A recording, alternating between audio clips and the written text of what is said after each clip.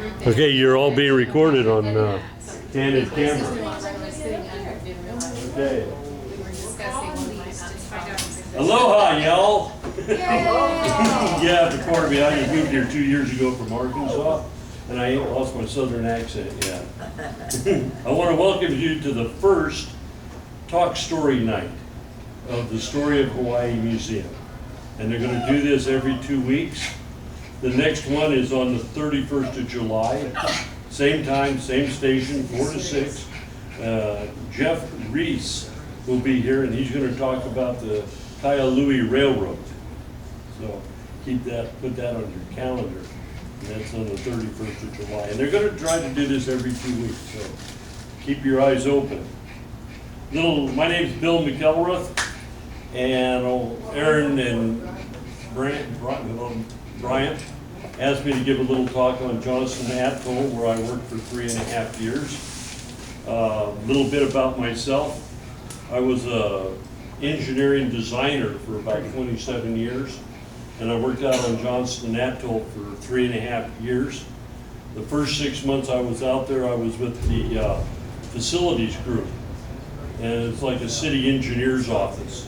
And I was responsible for all the potable water on the island, and I was responsible for the sanitary sewer, which is an oxymoron. I can't think of what's sanitary about any sewer. And all the fuel lines on the island, which we use JP3 for everything. We use it to heat our hot water, run our trucks, and everything else. And that's what I did for the first 6 months I was out there. And that's when I really became intrigued with the island. I really got intrigued with it. I roomed with a surveyor who had been out there for like 26 years. Wow. And his name was Tom Buck. And I want to tell you, Tom Buck knew every rock on that island. I mean, he'd go stand someplace, he'd say, 8 inches down here is a water line. And sure enough, that's where it was. That's the kind of guy he was, and he knew all about the island. He was great. And one of the things I did that really, I think, got me into looking more into the island was they had a series of what they called glass plates. I don't know if anybody knows what those are or not, but they're about a 22 by 22 inch piece of heavy mylar, okay? And they do civil drawings on it. And it's like maybe a ½ inch to a foot scale, maybe a ¼ inch to a foot scale. I can't remember right now. But there's a whole series of them, and they put them together, and they're each numbered, and when they want to do a change or something on the island, they go get one of these plates out, come over, put it in, and they change it. Well, they wanted it put into the computer-aided drafting system. So I took all these glass plates, and I sat down, and I transferred all these glass plates into AutoCAD drafting system. And I had a copy of it at one time on a floppy, but now I don't have AutoCAD, so it wouldn't do me any good to have it anymore. Or anything that would play a floppy disk either. Or, yeah, what's a floppy disk? You know? Well, we remember Star Trek, don't you? You know, they had this little floppy disk, they put it in a slot in the computer, and everybody's, oh, no, that'll never happen. Yeah, right. Now we talk to our computers a bit. Anyway, that was for the first 6 months. And then for the next 3 years, the engineering manager for Raytheon Engineers and Constructors, who had the operations and maintenance contract for the JCAT's DeMille plant, approached me with an offer to come to work for him as their piping guy. So I said, well, okay. And overnight I tripled my salary. It was awesome. I have the distinction that for one night, I was the only unemployed person on Johnston Island. One night. Okay, now I hope that I'm going to get you all out of here before the mall closes. And I hope you all got your little bottle of 5-hour energy to stay awake through it all. Actually, it's going to be lucky if this lasts 45 minutes. But anyway, who's heard of Johnston Atoll? Okay. Yeah, right. Yeah, okay. Who knows where Johnston Atoll is? Middle of the Dark Pacific Ocean. Okay. Well, if you don't know where it is, here's the deal, okay? If you were to draw a big circle in the Pacific Ocean and call it nowhere, Johnston Atoll is right in the middle of nowhere. And actually, it's located at 16 degrees, 43 minutes, 47 1/4 seconds north by 169 degrees, 31 minutes, 47.95 degrees west, or approximately 821 miles from Honolulu in one direction. In the other direction, it is about 1,628.5 miles from Kwajalein Atoll.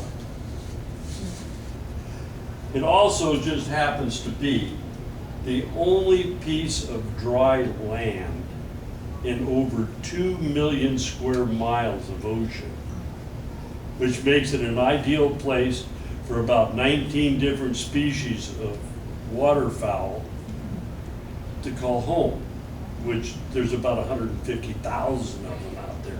I think they were all living there when I was out there too. But when I was out there, they all lived on East Island and North Island. They pretty much all stayed out there. It's also got a lot of marine life. There's manta rays, sharks, sea turtles, and about 300 other species of coral fish live out there, plus an occasional visit from a Hawaiian monk seal. Okay, the atoll itself is about 13 3/4 miles by 14.5 miles, either way you go. Johnston Island and Sand Island were the two original islands. That's the only islands that was there. North and East Islands were constructed from excess dredge material that they used when they made the turn basin in there for ships and the approach canal and all this stuff. There was a whole lot of stuff they had to do so ships and stuff could get in there. Now, Johnston Island itself is about, there it is right there. There is Johnston Island. It's approximately 2 miles long and 3/4 of a mile wide. Okay, and we had about 1,500 people living in about 10% of it. About 80% of it was taken up with a runway down the middle. Now, if you want to put that into some kind of perspective, Johnston Island is smaller than the Kailua Airport. The airport out there is bigger than Johnston Island. So it was originally 46 acres, and through digging and what have you, it is now 640 acres. Now the weather out on Johnston Island is kind of strange because Johnston Island is only 7 feet above sea level, average. It used to have a peak that was 46 feet, but they chopped it down to level out the island, okay? But the average elevation is 7 feet. So there's nothing there that makes clouds go up to a mountain like it does here, like Haleakala and the West Mountains. You know, those clouds all build up on there, and as they go up, they get heavy and they rain. But that doesn't happen on Johnston Island. But it does have some severe weather. Where it says, in 1992, in late August, all the computer models said that we were dead center bullseye for Hurricane Aniki. So they did, the powers that be said, okay, we got to get you people off of here. So they evacuated us off all the island, okay? And one of the stories that I the storm, luckily, it turned north, which was very lucky for us on the island because we got to spend 5 days in Honolulu, but it was really bad for Kauai. So, and like I said, the one story that I really liked was that the Military Airlift Command commandeered a Hawaiian Airlines DC-10 to come out there and get us all. Okay? Oh yeah, it was cool. And we all got out. You could take one little bag with you. That was it. One little bag. Get on the plane. We're out of here. And the pilot comes on the PA system and he says, "Good evening, ladies and gentlemen, and welcome to MAC Mission 0085, the last train out of Dodge. Oh, you think that's when we got to Hickam? And we're gonna get off the plane? He says, I wanna thank you this evening for flying Hawaiian Airlines. And if you ever need a quick getaway, just give us a call.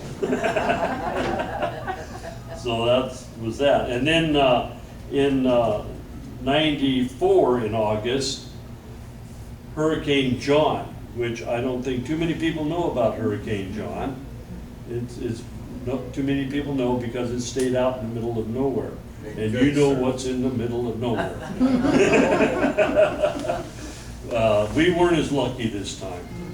The eye of the storm passed less than 20 miles from the island and did about $20 million worth of damage. And the thing of it is that they got everybody off the island. It was wonderful. They had 1,500 people off that island in 12 hours with 2 airplanes. You know, that's hustling some, you know. And the thing was they left a contingency group of 50 people on the island, okay?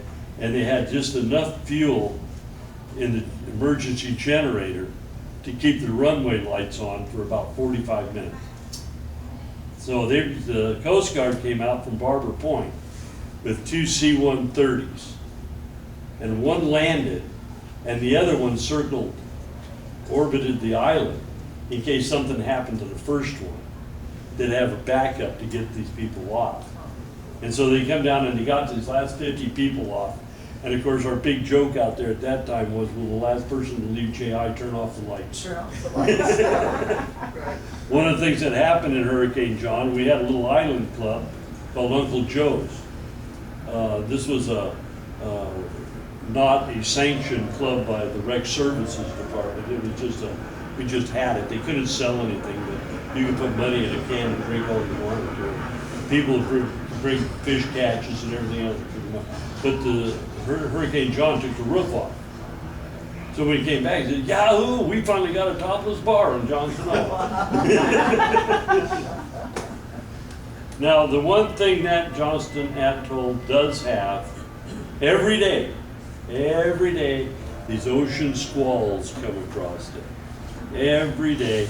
It was just like, almost like clockwork. You could sit there and you could watch them come in across the ocean. And then like, go down one side of Arnold Avenue, which was our main street. The storm would come right down one side of it, and that was it. You know, and on the other side, there's no rain. But any rain that fell on it usually dried up in like 10 minutes. It all soaked into the coral. Now, geologically, if you could think of the Hawaiian archipelago as acne, think of Johnston Atoll as a zit. That's about it, you know. It's the northernmost seamound in a series of seamounds called the Johnston Seamounds. And it consists of a complex array of, see if I pronounce this right, Cretaceous. Yeah! Sometimes I have false teeth, and they took my eye teeth out, and I can't always see what I'm saying.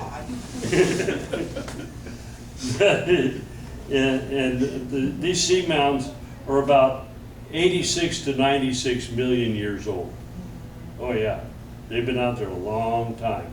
And then in that same period, see, I'm not even going to try it again. In that same period, the volcanic seamound, it's now known as Johnston Island, tilted. One side of it, down this side here, on the southeast, it tilted, okay? And everything on the southeast side of it was put underwater. And the only thing exposed was the coral reef out here on the northwest corner up here. Is the only reef that's there. And the thing of it is, if you look down here, this is let's get the next slide up here. This is better here because this, you can see on this side here, it just drops off. It just drops right off on the southeast side And over here on the northwest side, you can see that it's more of a slope. And a good way to illustrate that is if you look at this here, and the thing tilts over like this here, you can see where this would be, it's sunk down like this. And you can see that this would be a smoother incline than this side here. And that's why it's weird. Some geologists seem to think that the atoll is transitioning back to a seamount eventually. And the volcanic pedestal, which is all this around here, all this around the island, is about 71 million years old. And I've heard, now I can't clarify this because I've heard that the coral cap is 2,600 feet thick over millions of years of this coral building up. And of course, similar to the same situation they have in the Hawaiian Islands, is it is slowly sinking. The Hawaiian Islands are slowly sinking under their weight because the mud down at the bottom won't hold it up. All right. Now then, we got a little timeline here from 1796 through 1858. And the first recorded sighting was when the American brig Sally ran aground. Yeah, I'm now, really surprised. yeah, oh yeah, boom, oops, there's a rock in the road. And so is what they did is they recorded the location, but they didn't name it. They just didn't name it. And it went that way until 1807, when the HMS Cornwallis came along. It didn't go aground, but they came by it, and they named it after their captain, James Johnston. Wow, I have here a photo. This photo was probably taken in the 30s, okay? But of course, the Navy hadn't done anything to it yet. And this is probably what it looked like when it was first sighted. I mean, they don't change very much in a couple hundred years. They pretty much stay the same.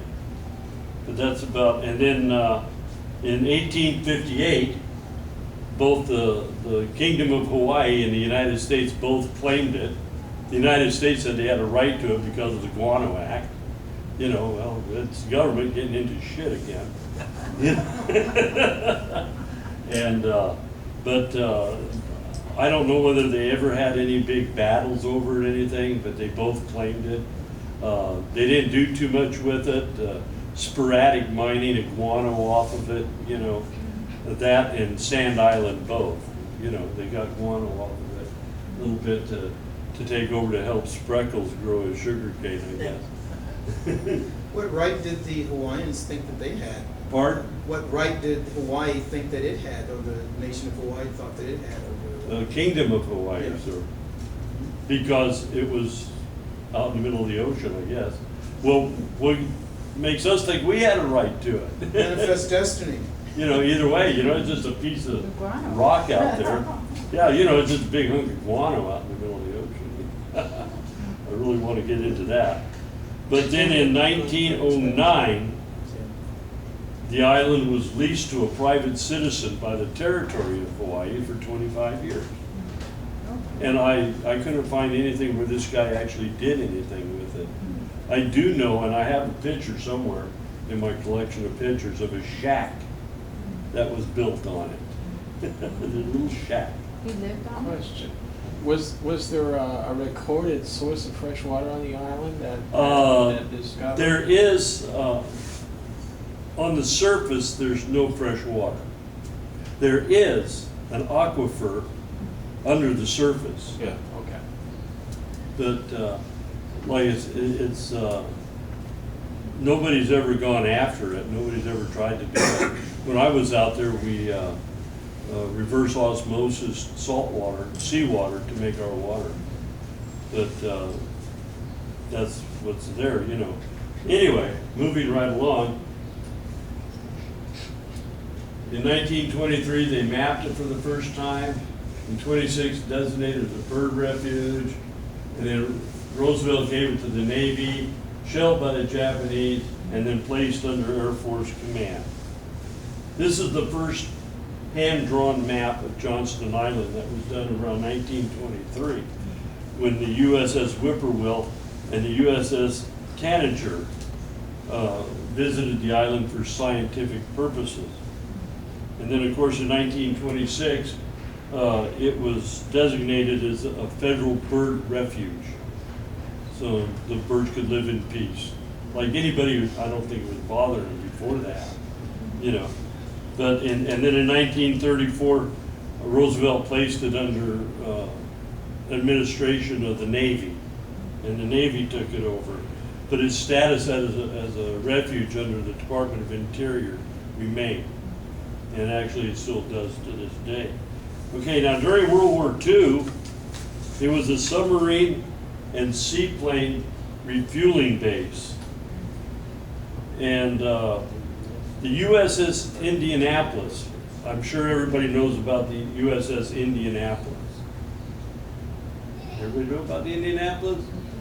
Took the Hiroshima bomb to Guam, left Guam, got sunk. Over 750 sailors died, most of them as poo-poos for the sharks. Oh, yes. And Keeneland McVeigh's father was the captain. Yeah, yeah. What? Keeneland McVeigh's father was the captain. Really? Terrible story. Okay. He led the drive to vindicate the father. Uh-huh. Oh, okay. But anyway, it was anchored, the Indianapolis was anchored at Johnston Island on December 7th, 1941, with the purpose of doing simulated shelling on the island. Not actual shelling, but just simulated shelling. And of course, as soon as they heard that the Japs had attacked Pearl Harbor, they weighed anchor and they're gone, okay? And probably a good thing, because on the 12th of December, the Japanese man-of-war shelled the island for a while. It didn't cause a whole lot of damage, and it didn't hurt anybody. And then again on the 24th of December, the Japanese submarine shelled it with about the same results. You know, none of it really did anything.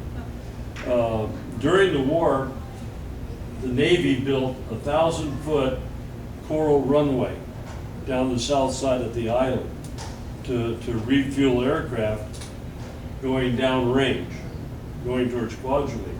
And when I was out there with the facilities group, I worked with a structural engineer that during the war was a navigator on a guide B-25 for these planes going downrange, because they didn't have any way to navigate. And so this B-25 with a navigator would lead the way for them. And he said they landed at Johnston Island and refueled all the time. So that was kind of cool, you know.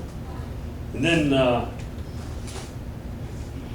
in the 50s and 60s, of course, all the nuclear testing on the island. In 1948, they turned it over to the Air Force, who promptly named it Johnston Air Force Base for a while, you know. In the 50s, they did the first expansion of the island, and that put a runway on it. And then in 62, they did this expansion of it.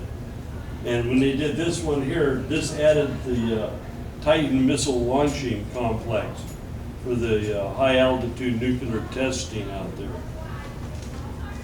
And then finally in 1964, they came up with this, and that's what it looks like. Well, no, it doesn't look like that now.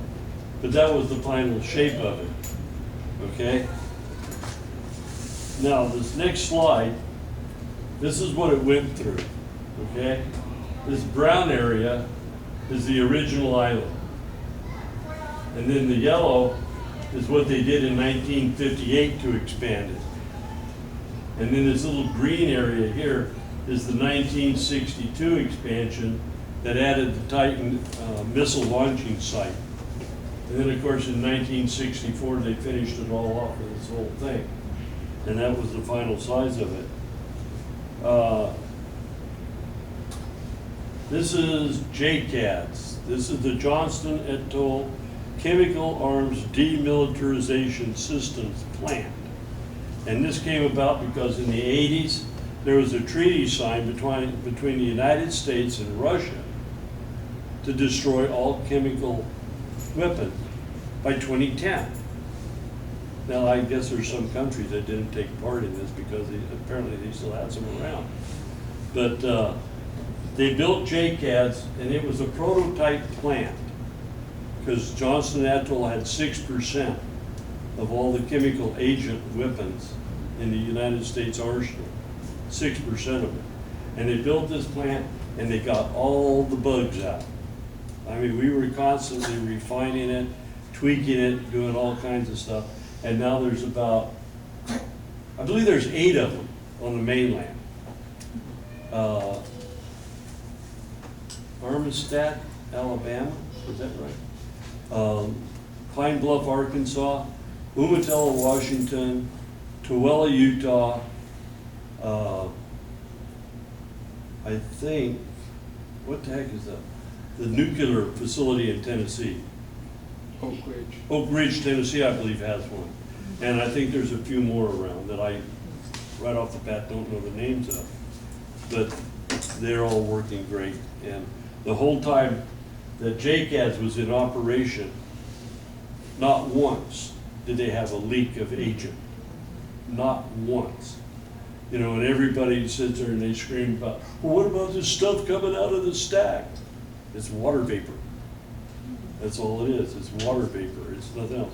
It's like out here at the sugar mill, with that white smoke coming out of it, it's water vapor. When it turns black, then they're burning trash. But that white, if you watch it, it dissipates real quick. Smoke doesn't dissipate like that, but it's just water vapor coming out.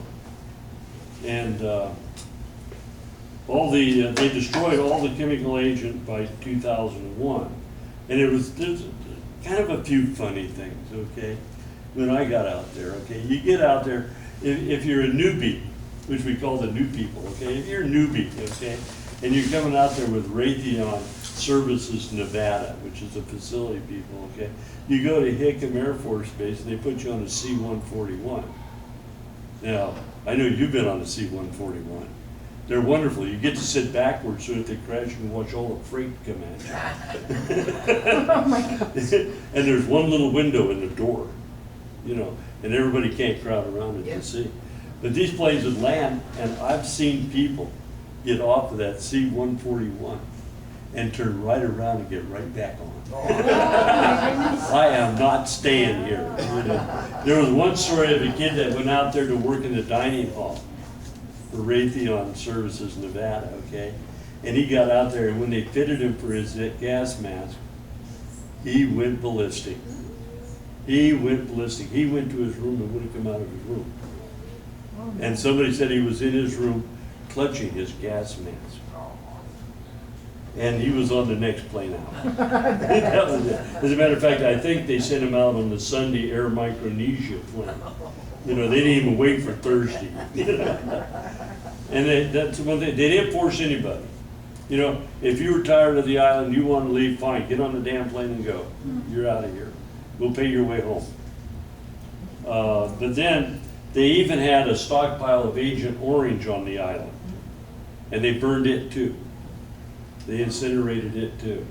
And the thing about it with the agent, the mustard gas and the nerve gas agent, they'd cook it for 15 minutes at about 2,600 degrees. And it's inert. It's gone. It's nothing. It's water vapor. That's all it is. So in 2001, they had burned all the chemical agent on the island. It was all gone. Okay? And so then they decided, okay, well, we're going to give it back to the birds. This island is for the birds anyway, we're going to give it back to them. So they tore down every building on the island. Every building's gone, except the big Joint Operations Center, which I've got a picture of later on, I'm going to show you, that it had so much asbestos in it when they built it, that the government said, hey, it's out here in the middle of nowhere. The island's closed. You can't come out here. Just leave it here. You know, it's a lot cheaper than trying to tear it all down and haul it all off and haul it out to the Nevada desert or someplace and stick it in a landfill. Hazardous. Yeah, we'll just leave it out here. So that's what they did with that. So And when of that course- facility was disassembled, what did they do with all of the metal and the? Oh, okay. Now, this is really cool, what they did with the D-mill plant, okay? They had 3 furnaces, okay? They had what they called a liquid incinerator. And that's where they sprayed the agent into the furnace, and they burned it for 15 minutes at 2,600 degrees. And then they had what they called the metal parts furnace. This is where all the shell casings and stuff, they put them in the metal parts furnace, cook them for 15 minutes, 2,600 degrees, and it caused them the triple exit, it'd be inert. Okay, and then we had what they call a dunnage furnace, which is where they burnt like cardboard boxes, pallets, all this other stuff that wasn't agent or had never been contaminated or anything. But the EPA says you gotta burn it. You can't haul it off island, you gotta get rid of it. So that's what they did. And a funny story connected with that is we were having a confined space class on the island. We did this all the time. And the instructor told the class, okay, he says, you've got a guy in a robotics room, okay, where they dismantled the munitions was a robotics room. And the only time anybody went in there was for maintenance. You know, if something broke, somebody had to go in there and fix it, you know. But they had what they call DPE suits. And it's like a rubber suit you put on, you're hermetically sealed into it, you got an airline stuck in it, you know, and you go in. So they say, okay, here's the deal. You've got a guy in a robotics room. He's in DPE. He starts suffering from heat stress. And then he goes into cardiac arrest. What do you do? And the guy in the back says, you overpack him and wait for the dun to come up. Stick him in a dunnage furnace. Oh, we had a lot of weird humor out there. Okay, but now everything is gone, and it's been turned over to Excuse the me. Department of the Interior, Fish and When this Wildlife. man asked the question about what did they do with all the metals, they put all Oh, that yeah, stuff- I'm sorry. Yeah, Sometimer's disease. yeah.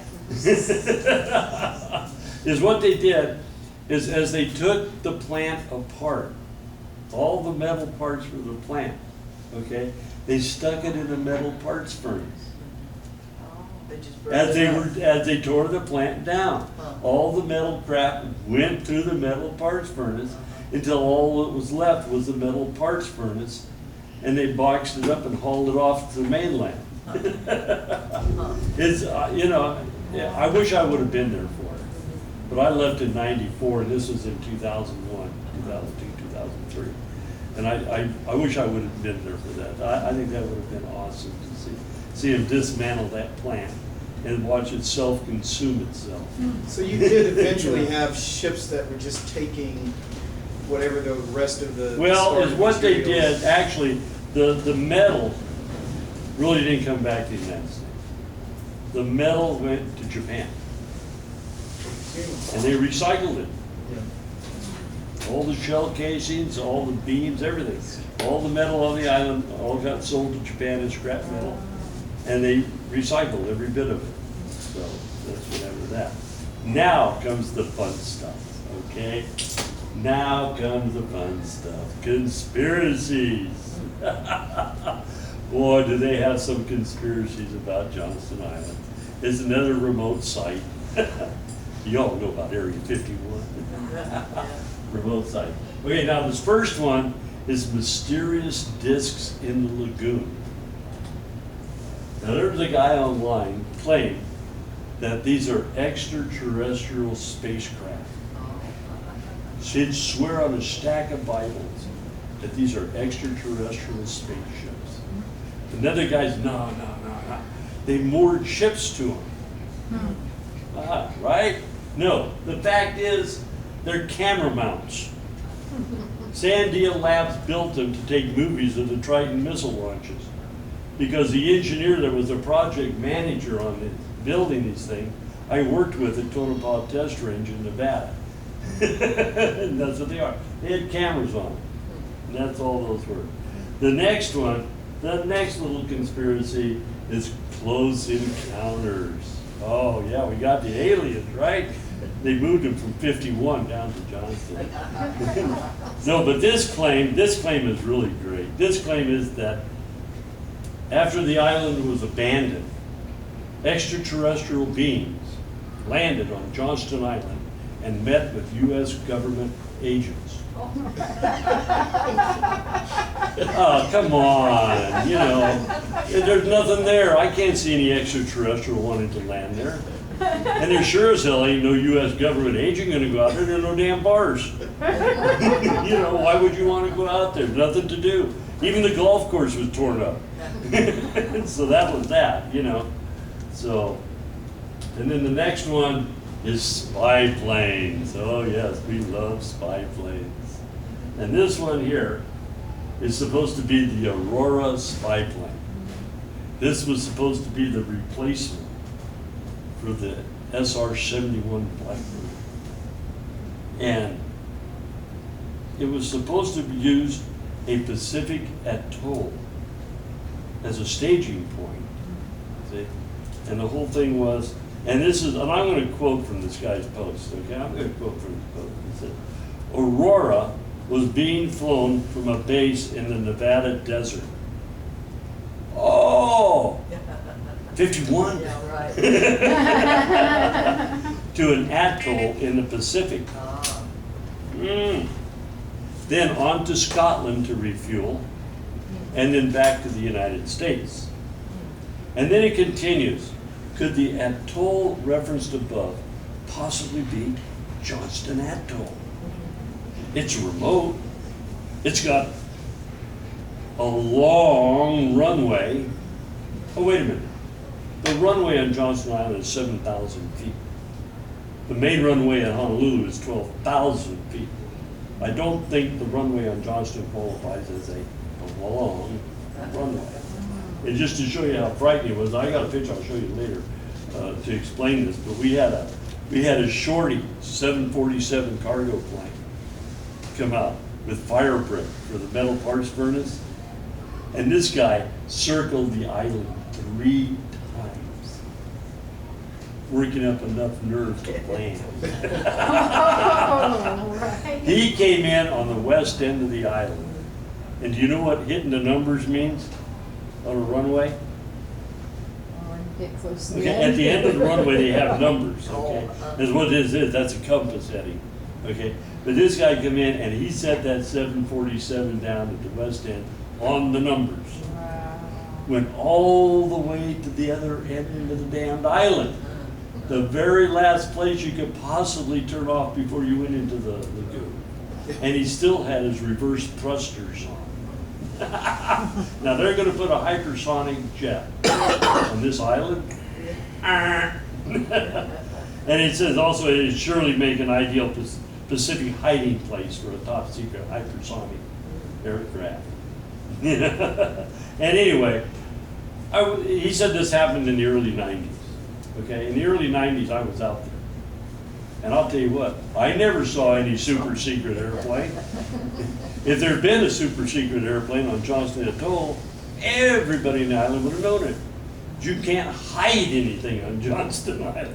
I mean, even 60 Minutes knew when we sneezed. You know, and they come running out there every 2 weeks, you know, because they had a fire this size in their robotics room. A blaze shuts down the plant on Johnston Island. It was hilarious. And then on to the next one. And this one I got off the internet, and this is really ridiculous. Okay? This is really a ridiculous conspiracy theory, but I thought I'd include it because it's great for a laugh. Okay? And I'm going to show you this, what the guy put, and he posted this on the internet in 2010. Okay? The island is completely torn apart. I mean, there's nothing there. Read it. Johnston Island is not really abandoned and is continued to be used to this day. I worked on Wake Island up until 2 months ago. And you can still see planes landing on Johnston in the middle of the night. Unofficially, of course. Well, if this guy could see a plane landing on Johnston Island from Wake Island, he has got the most awesome eyes. This guy's been eating more carrots than they can grow, because it is only 1,583 miles away. I mean, he really has some great eyes. Okay, now I'm gonna go into a little bit of some pictures here. This is from the Johnston Island that I remember, okay, when I was out there. Okay, it was pretty nice, actually. This first one this is Arnold Avenue. This is looking west, okay? And the short building, this building right here, that was our dining hall. That's where we ate. And these over here, this is the Army Chemical Weapons Group and the military police. And this one over here where these guys are standing on the stairwell is an hourly barracks for people who are hourly employees.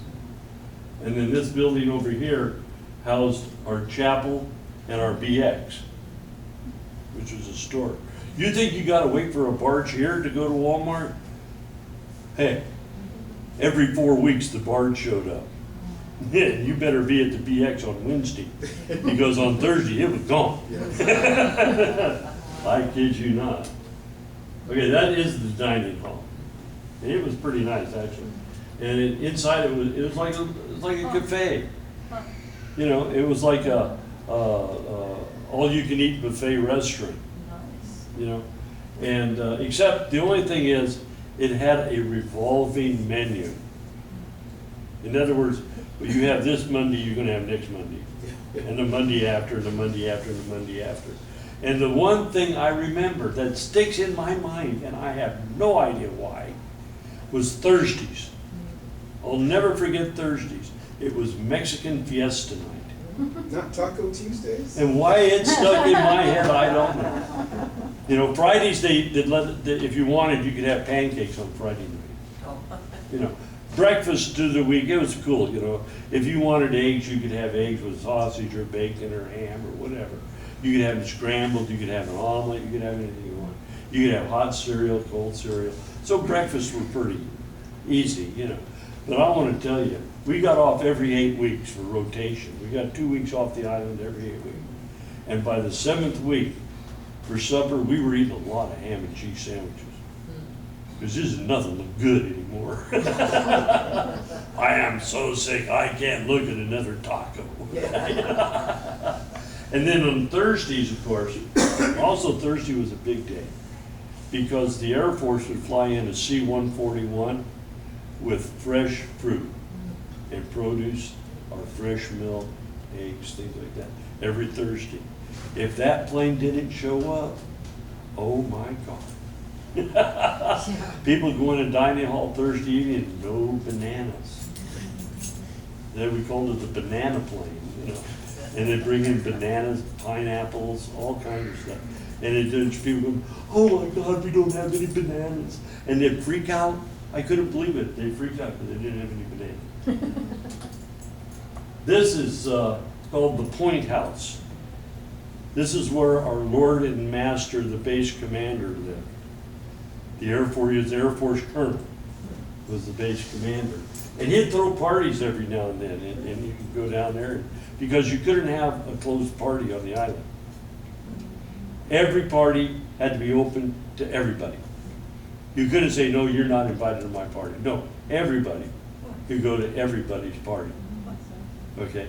And the one funny thing that I really like, okay, is that to have a party, if you want to have a party, you had to go and you had to get your department manager's okay. And then it had to go to the project manager to get his okay. Then it had to go to rec services to be okay. And then it had to go to the base commander to be okay. But my ex-wife who I met out there, we had a way around it. We had gatherings. These are not parties, these are gatherings. And we called the first one, I called it the first 10th annual bar stock reduction gathering. Stock reduction. The second one I had was on the Saturday night before the Super Bowl, and I called it the Super Bowl of bar stock reduction gatherings. The third one, I wrote up a memo that looked like it was from a government agency. It was the Johnston Atoll tsetse fly Protective Society. And it was saying in there that they were finding tsetse fly cadavers on the island that had died from alcohol poisoning. And they wanted to see the Guacamole Act of 1912 enforced, which meant that you had to reduce your stock of alcohol to preserve the tsetse flies. So we had the Tsetse Fly Preservation Society bar stock reduction gathering. And then the last one we had just before Paulette and I left the island, we called it, well, actually it started out, the post started out, it says, first there was the last train from Gun Hill. And then there was the last tango in Paris. Then there was the last, I can't remember the other one, he said, and now, the last bar stock reduction gathering on Johnston Island. And I'll tell you what, the first one, maybe 10 people showed up, okay? The second one, I think maybe 25, 30 people showed up. The fourth one was pretty good. Our room was full, okay? But the last one, when we were getting ready to leave the island, there was so many people there that they were outside my room. And when I show you the buildings, I'll show you. And they were all standing out around this balcony, around the building and everything else. And the security, Raytheon's security, would drive by real slow and wonder what we were doing. But it was a great party. It was a great party. Paulette and I had our engagement party on the island. Over 200 people showed up. Wow. Everybody from the base commander to a dishwasher in the dining hall. Wow. You know, and we went through 8 gallons of mudslides. Yeah. And another little funny party story, okay, is Raytheon Engineers and Constructors every Christmas took over the airport terminal building for a Christmas party. Oh, awesome. And one year we were having a Christmas party, and the base commander shows up, Air Force Colonel, right? He's got on his dress uniform jacket with his bow tie and everything, okay? Shorts and flannels. And I said, Colonel, isn't that a violation of the dress code? He said, what are you gonna do, send me to a hazardous waste dump in the Pacific? Yeah. Right. Okay, this was our theater. This is our theater. This is the Arnold Avenue Drive-In. It was open air, you didn't cost anything. They showed a movie every night. You go in, sit down, and watch it. Free popcorn. You had to pay for soda pop though, or beer, whatever you wanted. You had to buy that, but the popcorn was free. And but they showed a movie every night here at the outdoor theater. So And, you couldn't duck out of work early and catch an early movie then? No. No, it was one movie a night, and it started at dusk. Right. Now, the one thing is, on the 4th of July, the first year I was out there, on the 4th of July, '91, the Marine Corps band from Honolulu, from Oahu, came out to entertain us, okay? And that night, the theater was showing Air America. Has anybody seen Air America? Okay, about the secret Yeah, deal in Laos? right, Laos. Where, you know, when it starts out, they're showing the mountains and they're showing this C-121 flying right at it, okay? Well, these guys in the Marine Corps band in their C-130 took off before it started. Well, the pilot did a big circle, and they knew when that C-141 was gonna come in. And just as that C-141 is getting big on the thing, they come screaming down the runway at about 15 feet off the deck. got to the end of the deck and went, wah, did a Saigon exit. You know what a Saigon exit is, right? Oh, it's awesome. Climb up and get the hell out. But anyway, that was our theater. That was kind of neat. This is our gazebo out behind the Tiki Lounge, which was a rec services bar. But out here on Saturday nights, they'd bring out steaks and chicken from the dining hall, and you could grill your own steak or chicken out there, okay? Some people tried it for a while and said, screw this, and they went back to the dining hall. But it was pretty good, because you could go into the Tiki Lounge and get your beer or whatever, you know, come out and drink your beer while you're grilling your steaks and stuff. That was kind of a neat little place back there. We had an Olympic-sized swimming pool, fresh water. The only thing ever out of the ordinary was it that somehow 2 ducks showed up in it one day. Where in the hell they come from? You know, they're lost. They think they blew in from Hawaii or something. But anyway, that was a really nice. thought they were I lived. The first place I lived was right next to here. You know, I lived in the one of the management apartments. This is the new Waikiki Club. And I say it's the new Waikiki Club because the old Waikiki Club was eaten by termites and it fell down. Literally, honest to God. Termites were a blight out there. They got on the island in a load of lumber somehow. They have no natural predators and they went bonkers. I'd go into my office in the Joint Operations Center in the morning. I'd open up the desk to my drawing table. It'd be full of sawdust every morning, and that's how bad they were. They ate island club called the Manila Machine. So the guys at the Manila Machine, they wanted to build a new club. Well, Raytheon Services Nevada, the island facility folks, said they couldn't build it without proper drawings.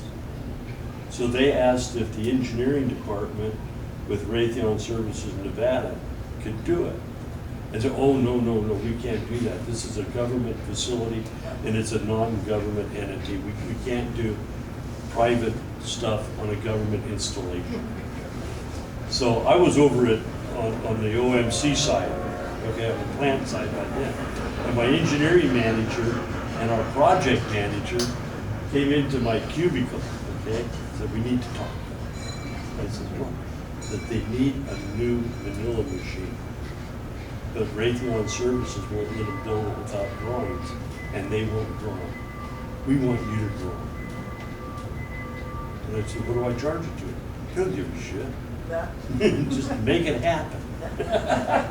So, and I'm really proud of the Manila machine. Okay, I drew up the Manila machine. They got it all approved. They built it 2 weeks before Hurricane John. 2 weeks before Hurricane John. And we all had to get off the island. When we came back, my Manila machine was still standing. Wow, awesome. That was one of the nice things I did. And I'll tell you what, the local boys that were in the Manila machine, they were thrilled with me.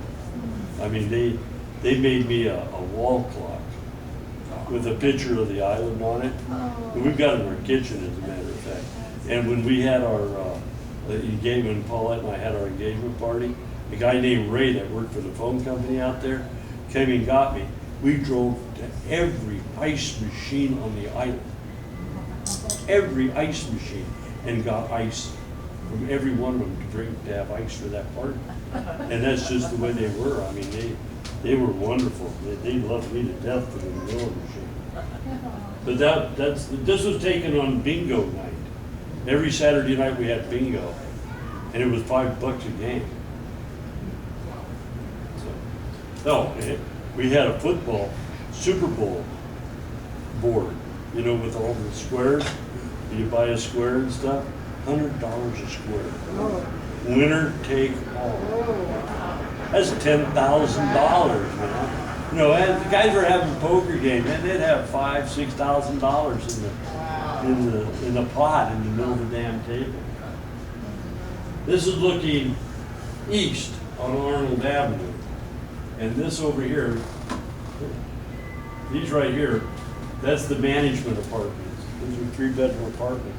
And I lived in one of these when I first got on the island for about 3 months, until they moved me over to the professional barracks. And I was with 2 other guys, and one of the guys was my friend Tom Buck, that was the surveyor that was out there for years. And then, of course, down here, these are the military barracks and the hourly barracks. And this next one is basically the same thing, but just a higher attitude to it. So, this is our golf course. We had a 9-hole par 3 golf course.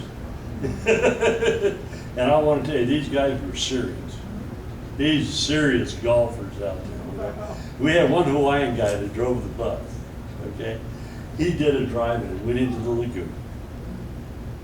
He went out to the lagoon, into the lagoon by himself to get his ball. And they spotted him. Raytheon security spotted him in the lagoon by himself. They got on him something terrible. They banned him from the ocean. You can never go in the ocean on this island again because you didn't have a buddy. You went in the lagoon without a buddy system. Oh, wow. You know, the security people were nuts. I guess. Hey, they had one guy named Moses. I caught him one day. He was checking bicycles with a radar gun.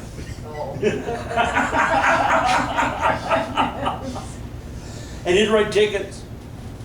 You know, with 20-mile-an-hour speed limit. Somebody's going downwind, okay? Downwind, you don't even have to pedal to go 20 miles an hour. And he would do that. Oh, they were incredible. They were incredible. Anyway, that's our golf course. Right over here, just a little piece of it, that was our baseball diamond. And the baseball diamond was kind of strange. It was all coral. Oh, wow. So you were forbidden to slide into any base. If they caught you sliding into base, you were expelled from the island.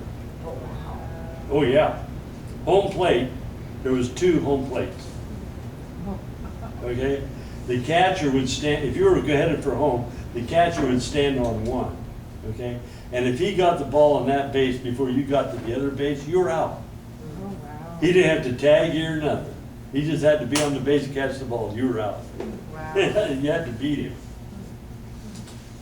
Okay, this is the building I lived in. That was the Raytheon Engineers and Constructors Professional Barracks. And this over here was the Raytheon Services Nevada's professional barracks. And there's another one of the Raytheon barracks. This is the building I lived in. Now you see this balcony going around here? We had, at our last party, we had people standing all around on those rails. They went all the way around the building. Wow. But they weren't all the way around the building, they were around one end. Wow. You know, plus at that time, they needed, because Paulette and I got married off island when we got evacuated for John. Okay, we came back, and they needed a female room. Okay, and the guy that had the room opposite me over here, he was in management. So what they did is they moved him to a management apartment. And they let my wife have the room opposite, she was assigned to the room opposite me. Oh, nice. So we had a living room, bedroom deal. You know, not many people had that on the island. But both rooms were full at the last party. It was just incredible. But look here, here is a condo on a golf course on a tropical island in the middle of the Pacific. People paid big bucks for these. They were free.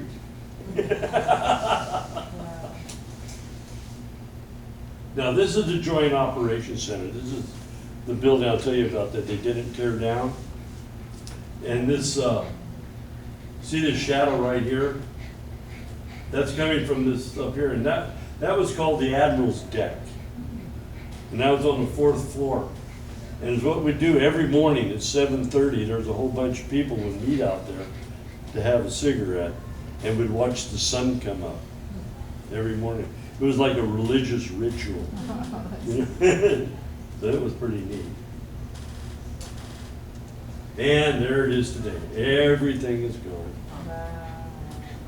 All the buildings are gone, everything. They even dug up the bunkers that they stored the chemical weapons in. They leveled it all off, the whole island's been leveled. So, and there it is, folks, that is the end of Johnston Island. Any questions? Yes, did you use actual currency? Did you have like a company yeah. store? Oh, Did yeah. you actually carry Oh, yeah. cash around? and- Oh, yeah, you could go up in the JOC, they had a cashier, and of course, this is pre-debit card. Right. Oh, yeah, there's no Yeah, debit there's cards no yet. debit cards in. But once a week, you could go up there and you could write a $200 check every week if you wanted to. And of course, the BX would take checks, you know. So you ever get to $200, you go, like if you want to go to Tiki Lounge, you know, you need someone to go to Tiki Lounge. But the kind of deal they have there is I was a scotch drinker in those days. And I'd go into the Tiki Lounge and I'd say, give me a scotch on the rocks. And the gal would say, okay. And she'd bring out like an 8-ounce glass with ice in it, set it on the bar. So, well, what kind of scotch do you want? I said, I don't care, what are you pouring? And she'd bring up a bottle of Glenfiddich. If anybody knows what Glenfiddich scotch is, one of the best. You know, you go into a bar anywhere in the mainland and tell me you want a shot of Glenfiddich, you better get your big time credit card out. Fill that sucker to the brim with an Wow. 8-ounce glass, $1.25. Oh my God. What a deal. Oh yeah, we had a liquor store on the island. You could get a fifth of Cutty Sharp. No, a liter of Cutty Sharp, $7.50. Wow. And they were all that way. All the name brand booze, man, is like $7.50 a bottle. Now beer ran the same as it did pretty much on the mainland, but hard liquor was a lot cheaper. So we all had hard liquor bars. Wow. So you were out of there every 8 weeks? Yeah. So you would go to wherever your mainland home was? They would pay coach fare from Honolulu to your point of origin. Okay? Now, since I signed on out of Denver was considered my point of origin. So, and the nice thing is that they let you keep all your frequent flyer miles. Oh, wow. That's Yeah, nice. because we'd fly out on United, we'd always take United. And we got into United's frequent flyer thing. We'd go sit in the first class United club, you know, at the airport. We didn't have to sit out with the peons, you know. We were in there where they were giving away drinks and sandwiches and everything else, and nice big comfortable chairs and this stuff. And we could upgrade to first